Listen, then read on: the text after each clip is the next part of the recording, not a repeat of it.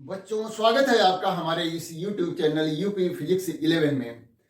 जैसा कि आज हम अपना अगला चैप्टर जो कि गुरुत्वाकर्षण है वो शुरू करने जा रहे हैं। उम्मीद है इससे पहले वाला जो चैप्टर था वो पूरा आपने एक एक वीडियो देखा होगा, क्योंकि मैंने पहले ही अनुरोध किया है कि आपको सारे वीडियो एक तरफ से लगातार देखने हैं। इसके लिए आपको चैनल को सब्सक्राइब कर लेना है और प्ले लिस्ट में जाकर के चैप्टर वाइज पूरा चैप्टर आप पढ़ सकते हैं, समझ सकते हैं। इससे आपको ज्यादा लाभ होगा यदि आप लगातार वीडियो नंबर 1 से वीडियो नंबर जो लास्ट होगा उस चैप्टर का देखेंगे। क्योंकि जो है जब कंटिन्यूएशन में वीडियो देखते हैं तो पिछले वीडियो का लिंक मतलब लिंकेज होता है अगले वीडियो में। तो कुछ बातें यदि मान लिया पिछले वीडियो में रह जाती हैं खास, तो वो अगले वीडियो में कवर कर ली जाती हैं। क्योंकि मैं पूरा सिलेबस यूपी बोर्ड का या किसी भी दूसरे हिंदी मीडियम बोर्ड का पूरा मैं सिलेबस कवर कर रहा हूं, और जो कि अधिकतर एनसीईआरटी बेस्ड है। वो बिना कुछ छोड़े सारा syllabus A to Z cover कर रहा हूं। कोशिश कर रहा हूं कि समझ में भी आए। इसके लिए आपको थोड़ा टाइम तो देना ही पड़ेगा। तो आज हम नया चैप्टर शुरू करेंगे और वो है गुरुत्वाकर्षण, ग्रेविटेशन। ये भी 7 नंबर का पूछा जाता है परीक्षा में। इसके बारे में थोड़ा बहुत आप पहले से भी जानते हैं। जैसा कि हमें मालूम है कि हमारे अंतरिक्ष में 8 ग्रह हैं। पहले 9 ग्रह हुआ करते थे, लेकिन जो एक अंतिम ग्रह प्लूटो था उसको अब ग्रह नहीं माना जाता है। इस तरह से हमारे ब्रह्मांड में जो है हमारे अंतरिक्ष में केवल 8 ग्रह हैं, और ये सभी 8 ग्रह सूर्य के चारों ओर चक्कर लगाते हैं, और चक्कर लगाने के लिए इनकी कक्षाएं निश्चित हैं। अधिकतर जो ग्रह हैं वो सूर्य के चारों ओर दीर्घ वृत्ताकार कक्षाओं में परिक्रमा करते हैं। सूर्य के सबसे नजदीक ग्रह आपको मालूम है वो क्या है? बुध है, मरकरी है। उसके बाद वीनस है यानी शुक्र ग्रह है, और उसके बाद तीसरा नंबर आता है पृथ्वी का। पृथ्वी के बाद मंगल ग्रह है। मंगल के बाद आपका बृहस्पति ग्रह है जो कि सबसे बड़ा ग्रह है। ये भी मालूम है कि इन ग्रहों के चारों ओर जो पिंड चक्कर लगा रहे हैं उनको हम उपग्रह कहते हैं। जैसे पृथ्वी का उपग्रह चंद्रमा है। चंद्रमा पृथ्वी का उपग्रह है जो कि पृथ्वी के चारों ओर चक्कर लगाता है।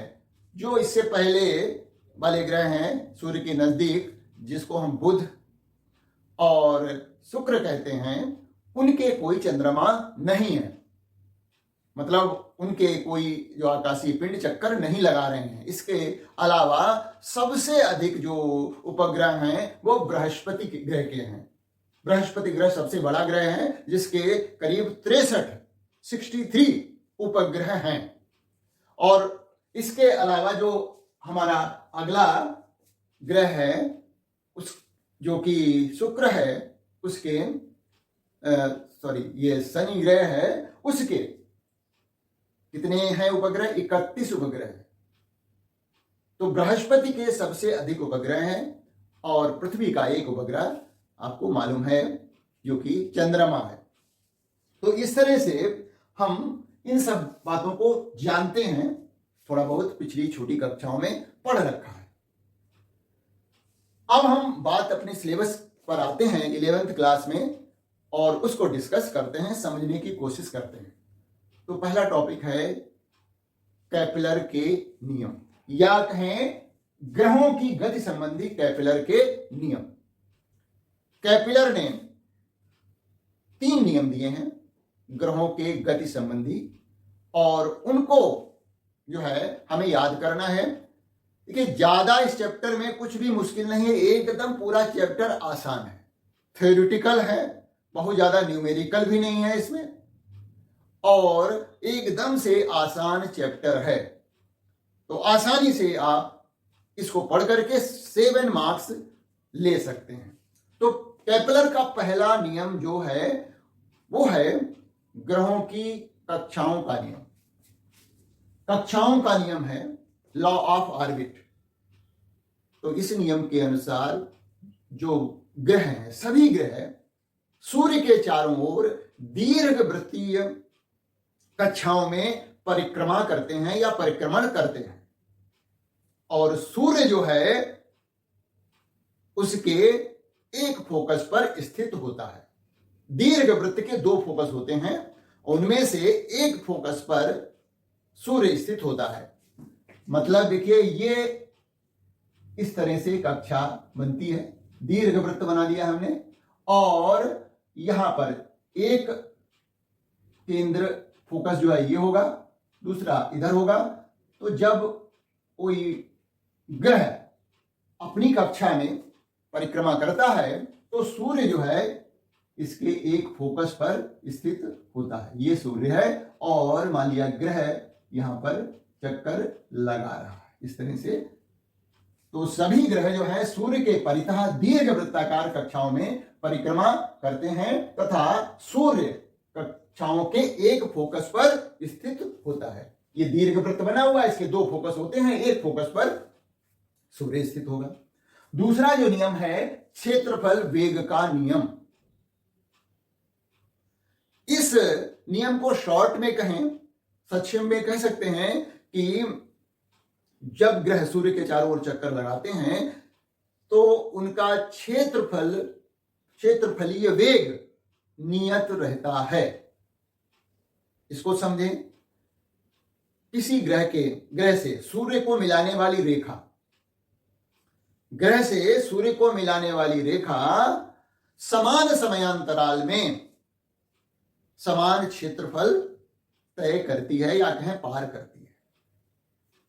ग्रह और सूर्य के बीच में एक रेखा खींच दी जाए और दिए गए समय में भाई क्या होगा कि वो ग्रह किसी दिए गए समय, समान समय मतलब डेल्टा टी दे दें, 2 घंटा 10 घंटा, हाँ, समान समय में एक बिंदु से दूसरे बिंदु तक जाएगा।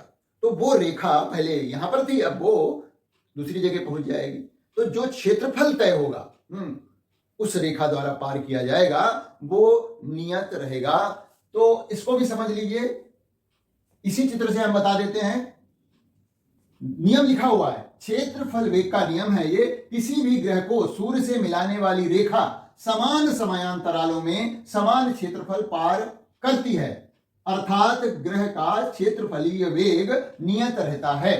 वो कैसे, देखिए, ये जो सूर्य है, सूर्य मानिए ग्रह एक बार यहां पर है ना, ए बिंदु पर ग्रह है और फिर वो जो है बी बिंदु पर पहुंच जाता है। तो पहले हमने रेखा मिलाई ए बिंदु से, अब ग्रह हमारा पहुंच गया है बी पर, तो सूर्य से मिला दीजिए उस रेखा।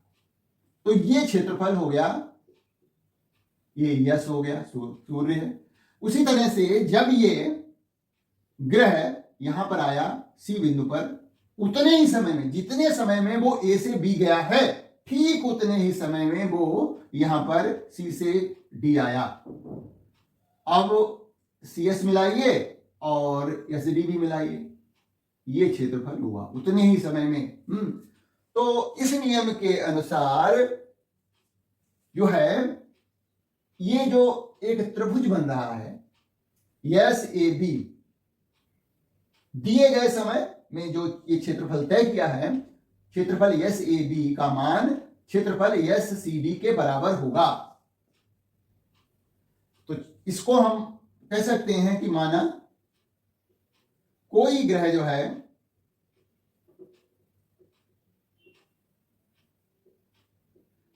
डेल्टा टी समय में ए से बी स्थिति में जाता है तथा उतने ही समय में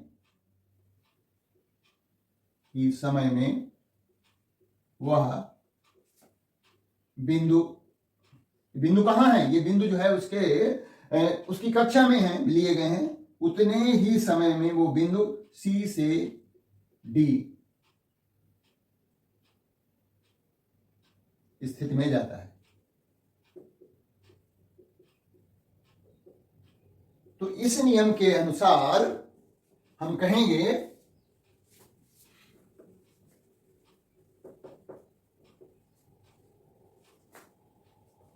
क्षेत्रफल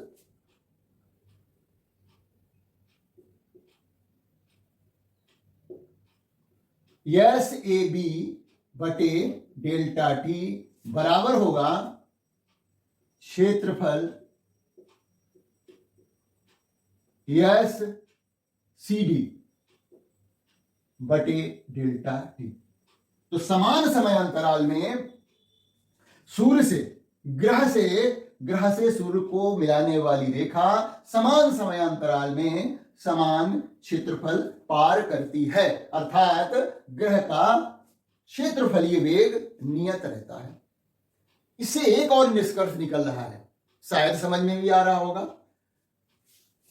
इससे स्पष्ट है, इससे क्या स्पष्ट है कि जब कोई ग्रह सूर्य से दूर होता है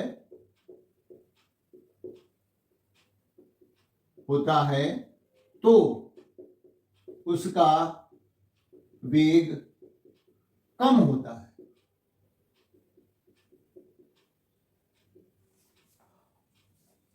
देखिए, ये दूरी ए बी दूरी जो उसका पथ वाली दूरी है, कक्षा के पथ पर ए से बी जाने वाली दूरी कम है, और सी से डी तक जो कक्षा वाली रेखीय गति है, देखा जाए रेखीय दूरी है, वो अधिक है।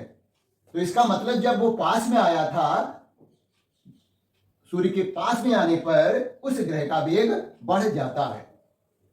ये बात भी लिख दीजिए, क्या कम हो जाता है, तथा जब वह ग्रह सूर्य के समीप आता है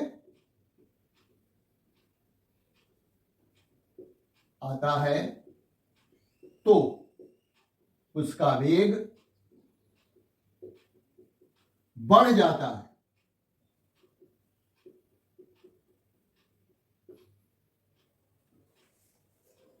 तो दूर जब है तो स्लो चल रहा होगा, उसका वेग कम होगा, और जब वो सूर्य के निकट आएगा कोई ग्रह तो उसका वेग बढ़ जाता है। इस तरह से ये पार किया गया, दिए गए समय में पार किया गया क्षेत्रफल जो है वो नियत रहेगा।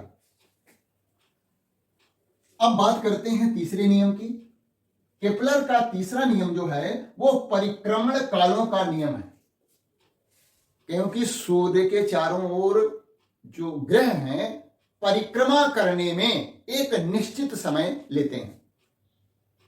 यानी पूरा एक चक्कर लगाने में प्रत्येक ग्रह एक निश्चित समय लेता है। जैसे कि पृथ्वी जो है वो 365 दिन 4 घंटे में 6 घंटे में अपना एक परिक्रमा पूरी कर लेती है।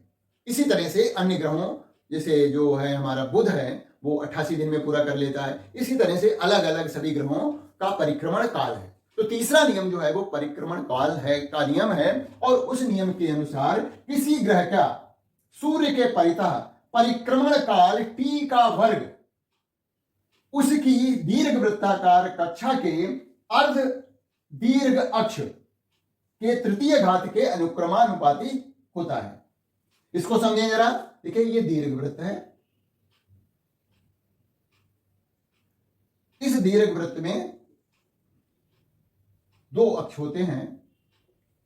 एक तो ये अक्ष हो गया, ये लघु अक्ष कहलाता है, और ये जो अक्ष होता है वो दीर्घ अक्ष कहलाता है ना। अब यहां से यहां तक तो पूरी दूरी हो गई। अब हमें इसका आधी दूरी लेनी है। ये मान लिया ए दूरी है, अर्ध दीर्घ अक्ष, ये अर्ध दीर्घ अक्ष ए हो गया, और ये बी जो है लघु दीर्घ अक्ष की समझो ये त्रिज्या हो गई है ना। तो ये मेजर अक्ष है, इसको माइनर अक्ष बोलते हैं। लघु अक्ष ये दीर्घ अक्ष है, और दीर्घ अक्ष का हमें क्या लेना है, आधा भाग लेना है, अर्ध दीर्घ अक्ष। तो तीसरे नियम के अनुसार किसी ग्रह का सूर्य के चारों ओर जो परिक्रमण काल टी का वर्ग जो बराबर होता है, इस नियम के अनुसार समानुपाती होता है उसकी दीर्घ वृत्ताकार कक्षा के अर्ध दीर्घ अक्ष ए की तृतीय घात के समानुपाती होता है। सूर्य आपको इस फोकस पे होगा या तो इस फोकस पे होगा, है ना।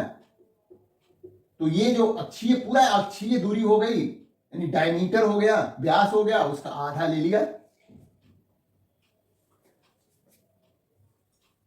तो इस के अनुसार हमें क्या पता लगता है, इस समय के बारे में भी पता लगता है कि जो समय होगा और जो दीर्घवृत्तीय अर्ध दीर्घवृत्तीय अक्ष की जो त्रिज्या होगी उसमें क्या संबंध होता है, वो बताया गया है कि समय का वर्ग, परिक्रमण काल का वर्ग समानुपाती होता है अर्ध दीर्घ अक्ष की तृतीय घात के।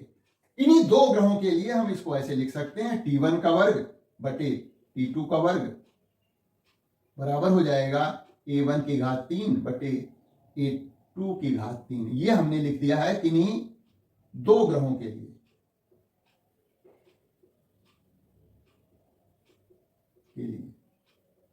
इन दो ग्रहों के परिक्रमण काल T1 और T2 हैं, और उनके अर्ध दीर्घ अक्ष जो हैं वो A1 और A2 है। तो इस पर कोई न्यूमेरिकल साधारण सा पूछा जा सकता है। तो ये जो है 3 नियम केपलर के हैं, इनको आपको इसी तरह से याद कर लेना है, बहुत आसान है। अब हम बात करते हैं इन केपलर के नियमों के आधार पर न्यूटन ने क्या निष्कर्ष निकाला। न्यूटन ने एक नियम भी दिया जिसको हम गुरुत्वाकर्षण का नियम कहते हैं। तो इन्हीं केपलर के नियमों के आधार पर उन्होंने अपना गुरुत्वाकर्षण नियम दिया था। तो प्रश्न परीक्षा में यह भी पूछा जाता है कि केपलर के नियमों के आधार पर न्यूटन के गुरुत्वाकर्षण नियम की व्युत्पत्ति कीजिए। यानी जो न्यूटन का गुरुत्वाकर्षण नियम है उसका जो सूत्र निकल के आता है वो केपलर के नियम के आधार पर आपको निकालना पड़ेगा। तो हमने नोट कर रखा है, देखिए अगली हेडिंग हमारी है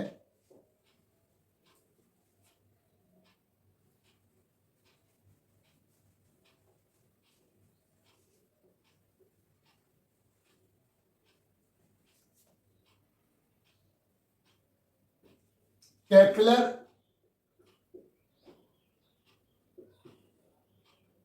के नियमों की सहायता से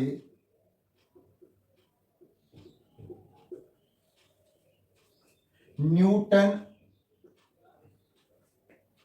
के गुरुत्वाकर्षण नियम की व्युत्पत्ति। तो न्यूटन ने केपलर के नियम के आधार पर यह निष्कर्ष निकाला कि सूर्य और ग्रहों के बीच में एक आकर्षण बल लगता है और जिसकी दिशा जो है उन मतलब सूर्य और ग्रह को मिलाने वाली रेखा के अनुदिश होती है। क्योंकि जो है ग्रहों का क्षेत्रफलीय वेग नियत रहता है, इसलिए किसी भी ग्रह का जो वेग होगा, अपनी कक्षा में जो वेग होगा वो भी नियत होगा, यानी ग्रह का कक्षीय वेग नियत रहता है। तो पहला निष्कर्ष तो यही था कि सूर्य और ग्रहों के बीच में आकर्षण बल लगता है और जिसकी दिशा जो है सूर्य और ग्रह को मिलाने वाली रेखा के अनुदिश होती है। क्योंकि किसी भी ग्रह का किसी भी ग्रह का क्षेत्रफलीय वेग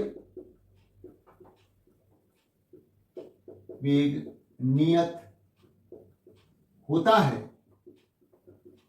अतः ग्रह का रेखीय वेग भी नियत होगा।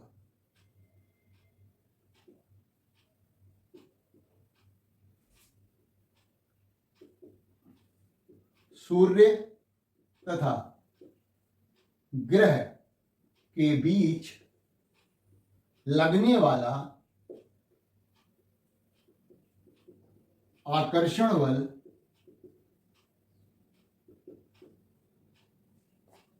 आवश्यक अभिकेंद्र बल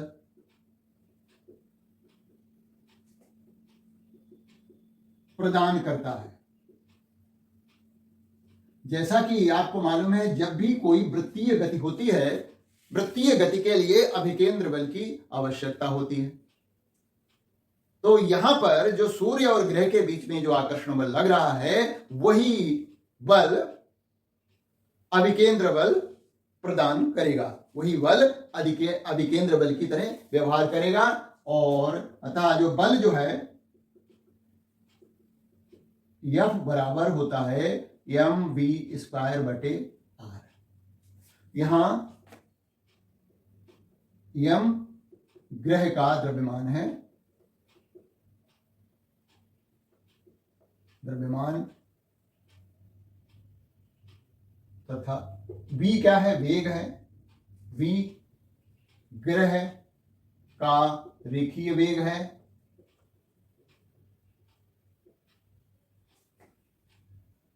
तथा r जो है कक्षा की त्रिज्या है। अच्छा, यहां पर यह ध्यान रखना है कि यह माना जा रहा है, हालांकि इन जनरल सारे ग्रह जो हैं दीर्घ वृत्तीय कक्षाओं में ही गति करते हैं, लेकिन बुध और अंतिम जो नेपच्यून है, उनको छोड़, इन दो ग्रहों को छोड़ करके अन्य ग्रहों की जो कक्षा है वो लगभग वृत्तीय ही है। वास्तव में तो दीर्घ वृत्तीय है, लेकिन इन ग्रहों यानी 8 में से 2 को निकाल दिया जाए, बुध और नेपच्यून, तो बाकी जो 6 ग्रहों की जो कक्षा है उसको वृत्तीय माना जा सकता है, यानी लगभग वृत्तीय है। तो किसी भी वृत्तीय गति के लिए अभिकेंद्र बल की आवश्यकता होती है, तो अभिकेंद्र बल का मान ये हो गया। अब हम यहां पर b का मान निकालते हैं। यदि किसी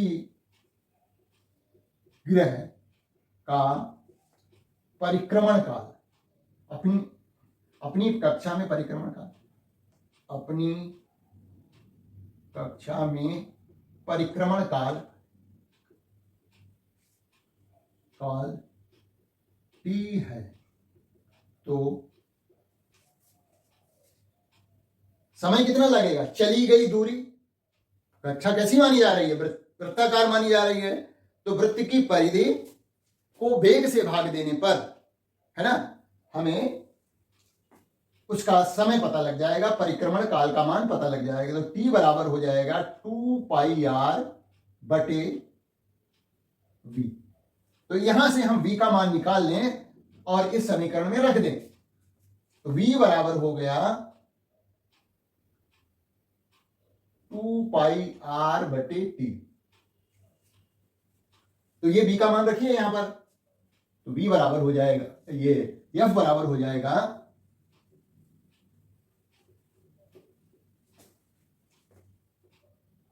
f बराबर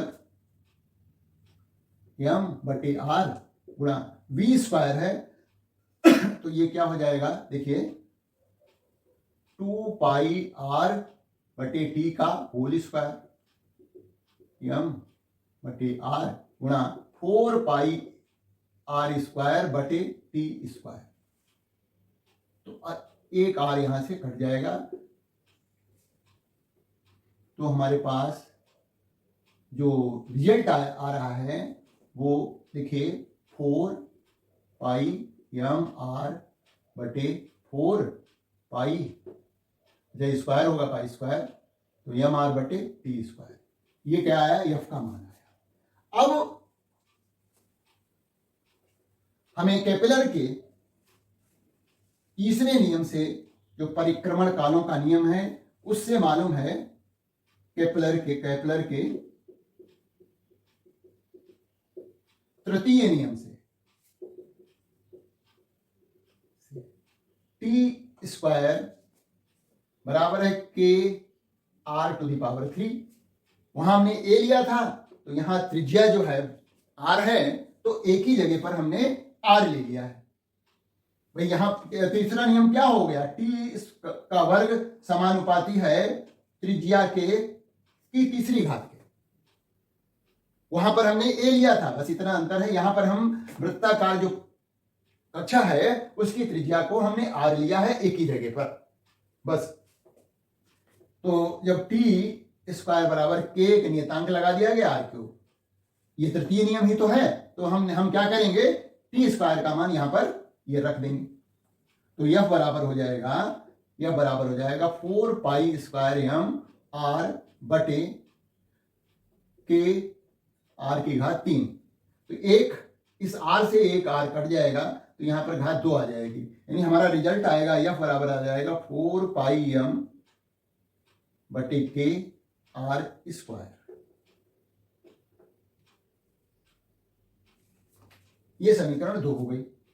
हम क्या कर रहे हैं, हम केपलर की नियम के सहायता से गुरुत्वाकर्षण नियम का फार्मूला निकाल रहे हैं, जो कि डायरेक्ट प्रश्न के रूप में पूछा जाता है परीक्षा में।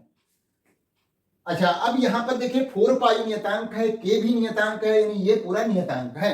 4 पाई बटे के एक नियतांक है। अब यहां पर हम बात करेंगे, चूंकि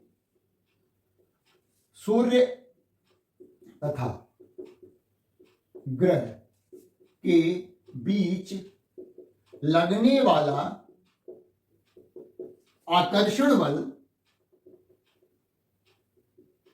पारस्परिक है, मतलब म्यूचुअल है। ऐसा नहीं है कि केवल सूर्य ही बल लगा रहा है या ग्रह ही बल लगा, वो दोनों एक दूसरे पर बल लगा रहे हैं, ग्रह और सूर्य एक दूसरे पर बल लगा रहे हैं। अतः इस बल का मान सूर्य के द्रव्यमान पर भी निर्भर करना चाहिए। तो जो हमारा नियतांक है, ये यहां पर जो आ रहा है समीकरण 2 में, अतः नियतांक समीकरण 2 में नियतांक 4 पाई स्क्वायर है, 4 पाई स्क्वायर बटे के स्थान पर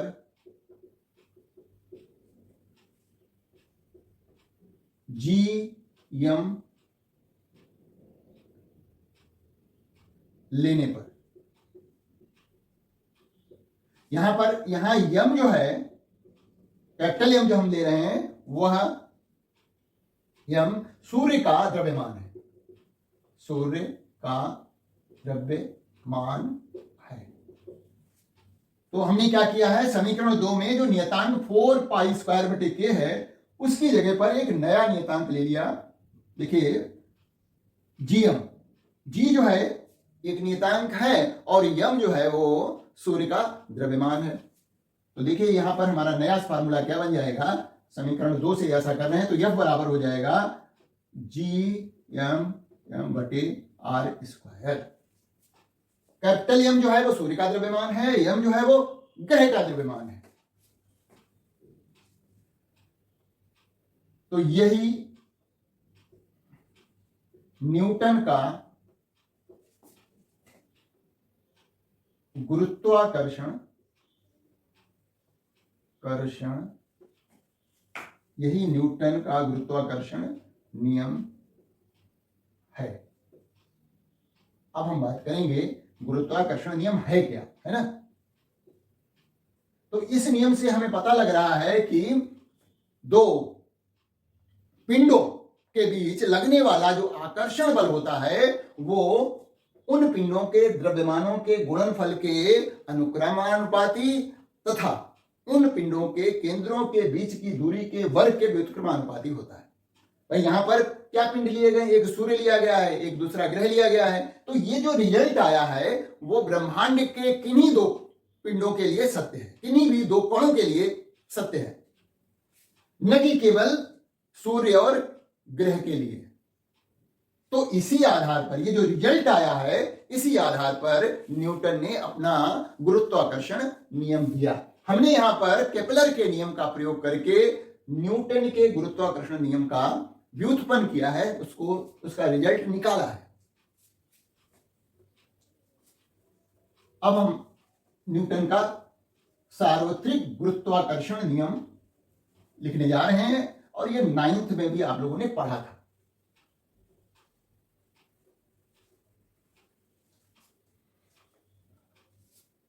न्यूटन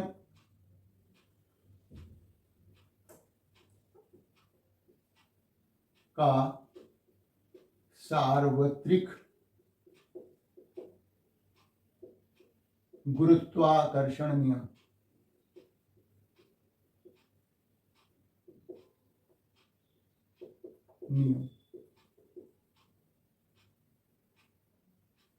न्यूटन्स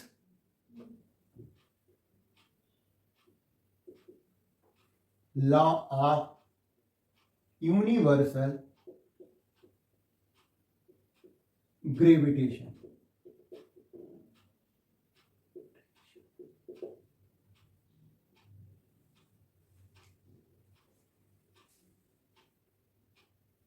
इस नियम के अनुसार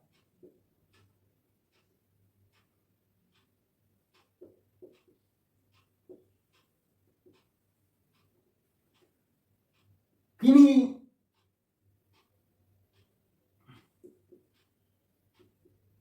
दो द्रव्यात्मक कणों के बीच लगने वाला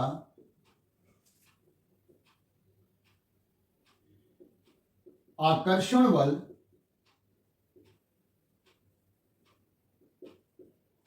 उन कणों के द्रव्यमानों के गुणनफल के अनुक्रमानुपाती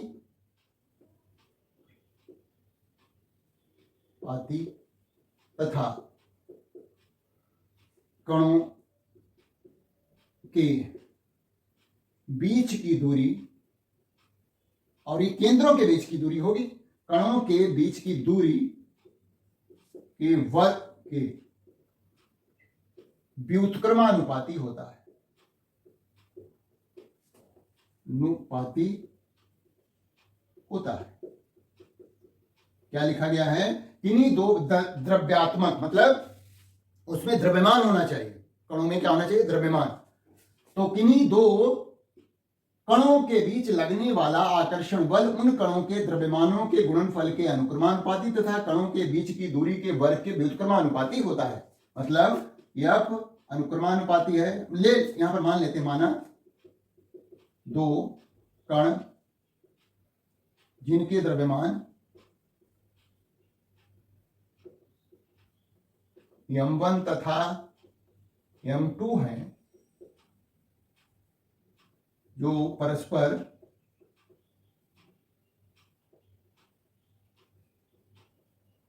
r दूरी पर स्थित है,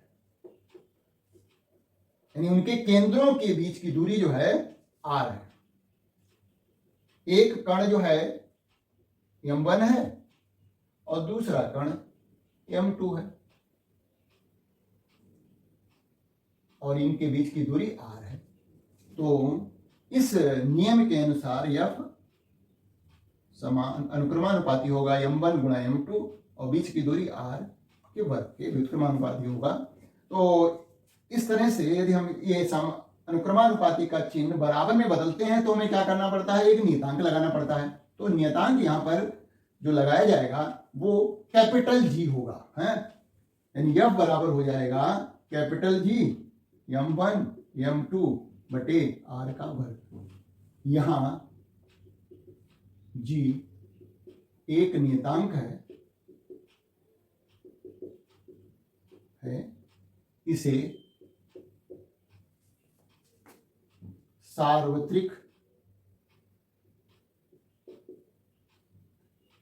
गुरुत्वाकर्षण नियतांक कहते हैं।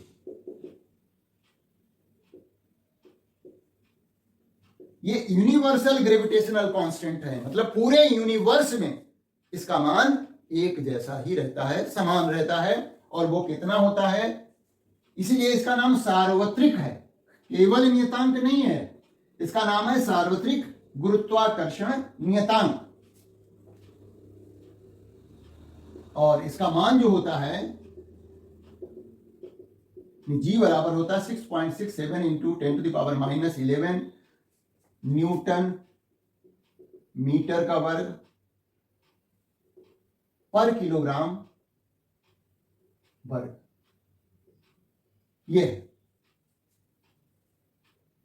ये हमें मान याद रखना चाहिए। ये पूरे यूनिवर्स में इसका मान यही रहता है।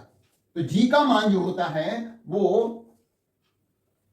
न तो उन कणों की प्रकृति पर निर्भर करता है, न ही उन कणों के बीच के माध्यम पर निर्भर करता है, क्योंकि ये जो है यूनिवर्सल कांस्टेंट है।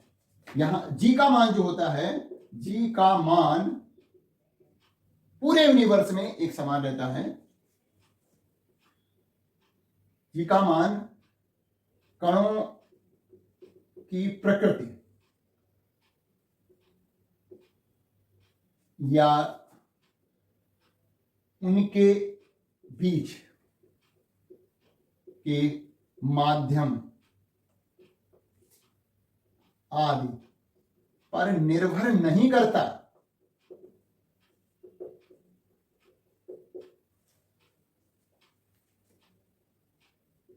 अब हम निकालना चाहें तो इसकी हम बीमा भी निकाल सकते हैं, कोई मुश्किल नहीं है। इस मात्रक के आधार पे निकाल सकते हैं। न्यूटन बल का मात्रक है तो बल की बीमा लिख दीजिए। बीमा लिखना चाहें तो बीमा जो है लिखिए, बल की बीमा लिखिए। बल की होती है m/L/T-2। फिर क्या लिखा है, मीटर का वर्ग, तो L का स्क्वायर हो गया। और बटे किलोग्राम है तो बटे किलोग्राम का मतलब m का वर्ग। इसको हल करेंगे तो m की घात -1 आ जाएगी, L की घात 3 आ जाएगी और T की घात -2। ऐसे निकालिए बीमा, या फिर जी का मान ऐसे निकाल लीजिए। जी सूत्र से निकालिए, जी बराबर क्या हो जाएगा, F(r²) बटे m1 m2। तो यहां पर भी आपको बल की बीमा लिखनी पड़ेगी, r दूरी का वर्ग है। और इसी के आधार पर हमने ये यूनिट तो इसी के आधार पर लिखी है, न्यूटन मीटर का वर्ग बटे किलोग्राम का वर्ग। तो यहां पर भी बल की बीमा लिखिए, मीटर का वर्ग दूरी का वर्ग मतलब L² आ जाएगा, m इंटू m m² आ जाएगा। ये तो ये हो गया न्यूटन का सार्वत्रिक गुरुत्वाकर्षण नियम। ये ब्रह्मांड के किन्हीं दो कणों जिनके की द्रव्यमान होने चाहिए उनके लिए कार्य करेगा। और इसकी प्रकृति हमेशा जो है आकर्षण की होगी। ये बहुत ही कमजोर बल है, वीक फोर्स है। अब बात करते हैं हम गुरुत्व की। ये गुरुत्व क्या होता है,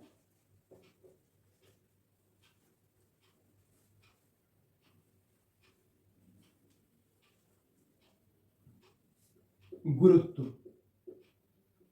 ग्रेविटी किसी पिंड पर पृथ्वी द्वारा लगाए गए आकर्षण बल को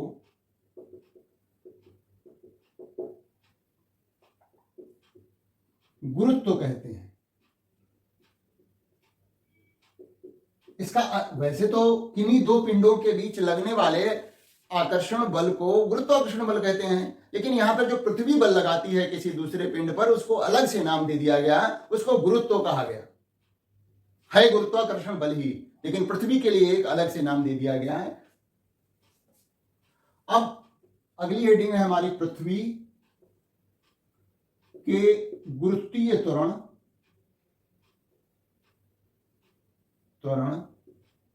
तथा गुरुत्वाकर्षण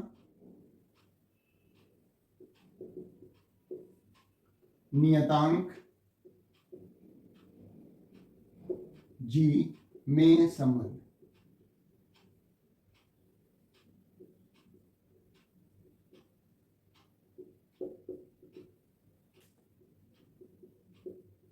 माना पृथ्वी का द्रव्यमान m है तथा इसकी त्रिज्या r है। कोई पिंड जिसका द्रव्यमान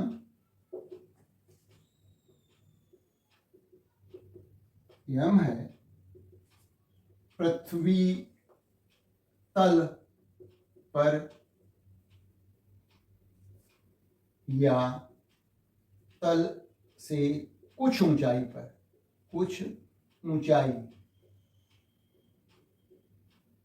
और इस ऊंचाई का मान जो है बहुत कम है।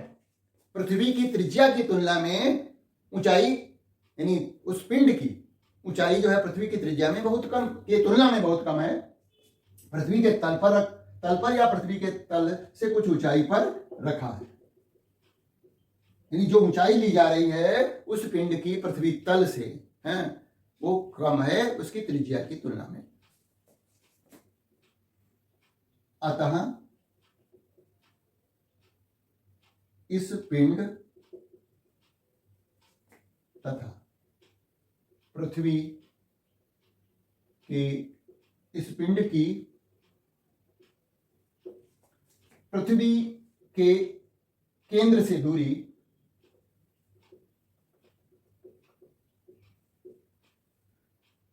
RE होगी, है ना।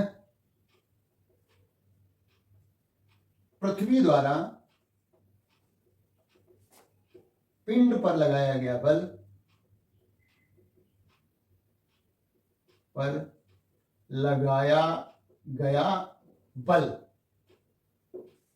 कितना हो जाएगा, या बराबर हो जाएगा G_m_RE²।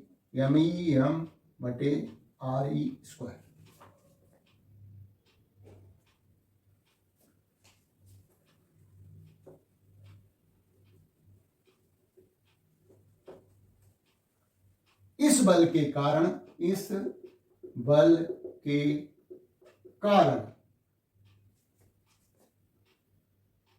पिंड में उत्पन्न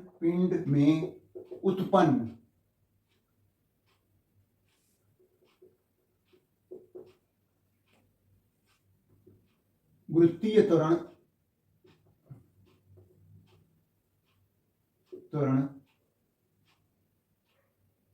यदि G है तो बल बराबर हो जाएगा F बराबर ma होता है, यहां हो जाएगा mg। ये समीकरण 1 है, ये समीकरण 2 है। तो समीकरण 1 तथा 2 से क्या हो जाएगा, mg बराबर इतना हो जाएगा, mg बराबर हो जाएगा G_m_RE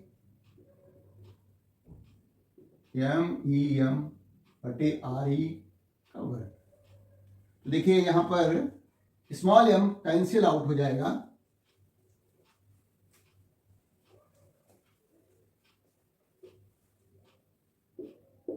G बराबर हो गया G_me/RE²। ये G और कैपिटल G में संबंध है। इससे क्या स्पष्ट हो रहा है, इससे स्पष्ट है कि जो गुरुत्वीय त्वरण उत्पन्न होता है, यानी किसी पिंड को जब किसी ऊंचाई से गिराया जाता है तो वो त्वरित होता है, तो इस त्वरण का मान उस गिराए जाने वाले पिंड के द्रव्यमान पर निर्भर नहीं करता। देखिए स्मॉल एम गायब हो गया, यहां पर आया ही नहीं। स्पष्ट है कि पिंड में उत्पन्न त्वरण इसके द्रव्यमान पर निर्भर नहीं करता।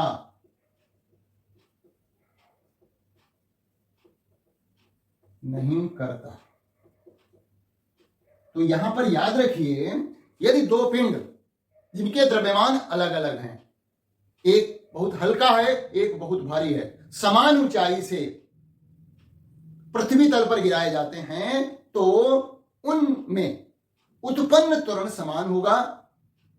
और यहां पर क्या माना जा रहा है, यदि वायु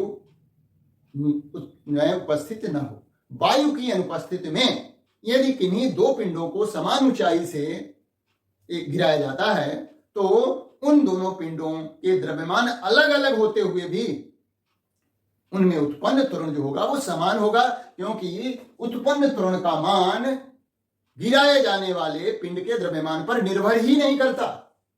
तो ये तो एकदम क्लियर सी बात है ना।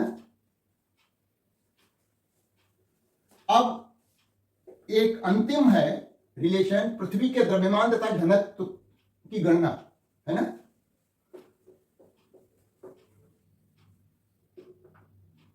पृथ्वी के द्रव्यमान तथा घनत्व की गणना।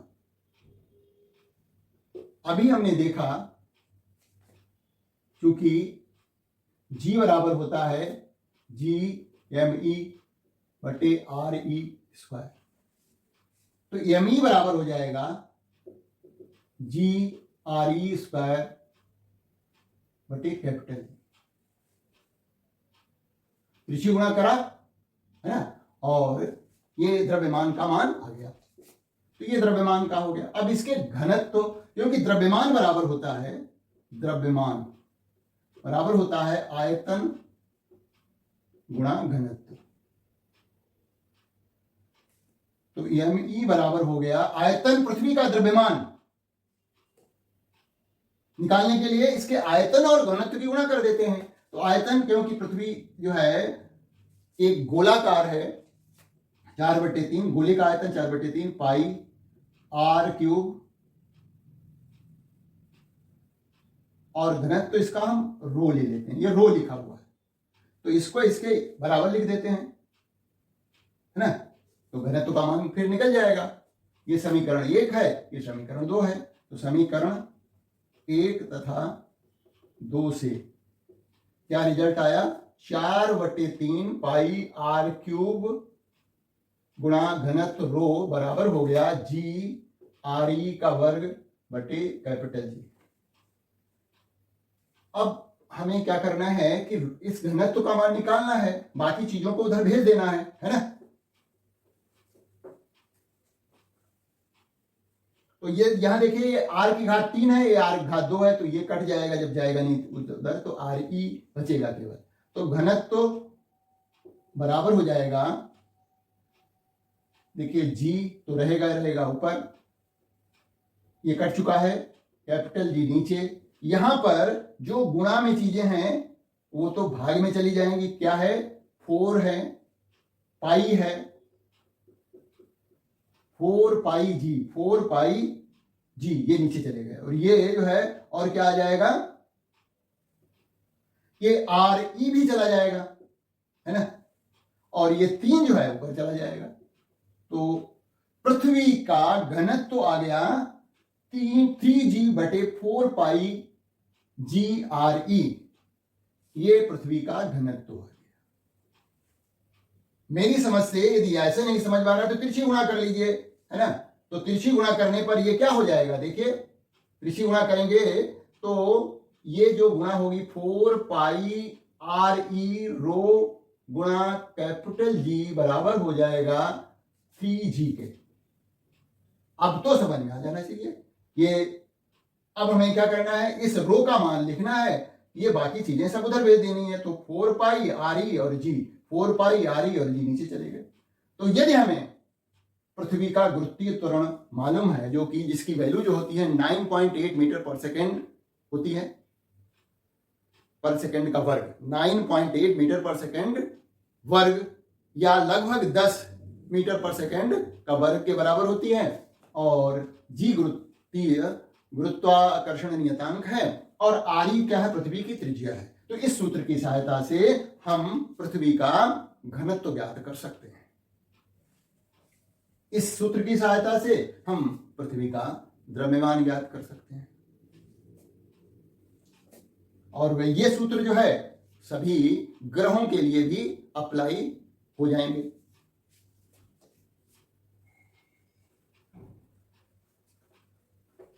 तो हमने इस वीडियो में कुछ बेसिक चीजें सीखी हैं, और कुछ चीजें हमें पहले से मालूम थी, जैसे कि ग्रहों की संख्या, ग्रहों के उपग्रह आदि, और उनका सूर्य से क्या क्रम है ना। सबसे नजदीक जो ग्रह है वो बुध ग्रह है, और सबसे दूर का ग्रह अब नेपच्यून है। तो उम्मीद है कि आज का जो वीडियो है पूरा समझ में आया होगा, और अपने दोस्तों में वीडियो को शेयर करिए, लाइक करिए, और पूरा वीडियो देखिए। Thank you for watching this video.